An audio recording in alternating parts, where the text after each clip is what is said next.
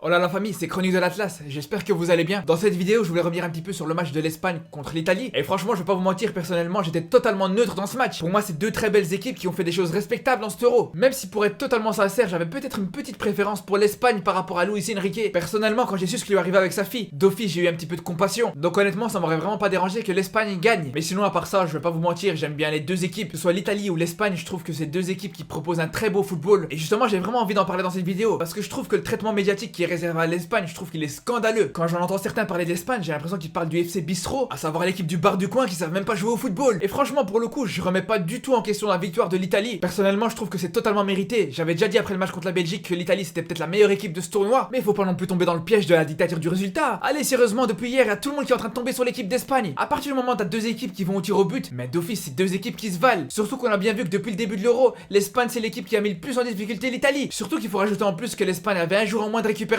et que c'est en plus leur troisième match consécutif où ils vont en prolongation. C'est pour ça que je trouve que c'est vraiment très dur de tomber sur l'Espagne aujourd'hui. Franchement, avant l'Euro, quand Luis Enrique a sorti sa liste, il y a absolument personne qui aurait imaginé l'Espagne aller en demi-finale. Et même avant ce match contre l'Italie, moi j'en voyais très peu qui imaginaient les Espagnols mettre la Squadra Azzurra en difficulté. Après, encore une fois, j'insiste vraiment là-dessus, ça enlève en rien le mérite de l'Italie. Ils ont réussi à gagner, ils ont réussi à se qualifier et c'est mérité. Mais quand on voit à quel point l'Espagne avait une grande maîtrise du ballon justement contre une équipe d'Italie qui avait pour habitude de vouloir le ballon justement dans cette compétition. Et quand on voit le jeu proposé par l'Espagne dans ce match, avec Pedri et Olmo qui sont les joueurs qui ont réussi le plus de passes clés sur le terrain, et quand on voit encore une fois que l'Espagne c'est l'équipe qui s'est procuré le plus d'occasions dans ce match, avec un expected goals qui est à 1,52, ça montre que l'Espagne a été loin d'être ridicule. Et ça, que ce soit dans ce match ou même dans le reste de l'Euro. Mais ok, il a fait des choix un peu discutables avant cette compétition. C'est vrai qu'il a pas pris de joueur du Real, et ça a été le coach qui a convoqué le moins de joueurs pour l'Euro. Mais il faut se rendre compte que même dans ces conditions-là, l'Espagne a fait beaucoup mieux que sur les 3 dernières compétitions internationales. À la Coupe du Monde 2018, ils sortent contre la Russie en 8ème de finale. À l'Euro 2016, ils sortent aussi en 8ème de finale. Et contre l'Italie justement, mais en perdant 2-0 cette fois-ci. Et à la Coupe du Monde 2014, ils sortent en phase de poule. Donc il faut quand même se rendre compte que Luis Enrique, il a fait beaucoup mieux que ses prédécesseurs. Et ça sans aucun joueur du Real. Après, c'est vrai qu'on peut remettre en question ce choix, bien sûr. On peut vraiment penser qu'un joueur comme Asensio, par exemple, il aurait vraiment fait plaisir à cette équipe d'Espagne. Ou même Ramos, avec son caractère qu'on connaît, il aurait vraiment pu être le leader de cette équipe. Et c'est pour ça que ce parcours de l'Espagne, il reste très respectable. Et justement, il faut aussi se rappeler que cette équipe d'Espagne, elle est vraiment très jeune. Elle a une moyenne d'âge qui est autour des 26 ans. C'est pour ça que je trouve que ce qu'ils ont réussi à faire, franchement, ça reste exceptionnel. Ils sont sortis de la compétition en étant la meilleure attaque du championnat, en étant l'équipe qui tire le plus, qui se procure le plus d'occasions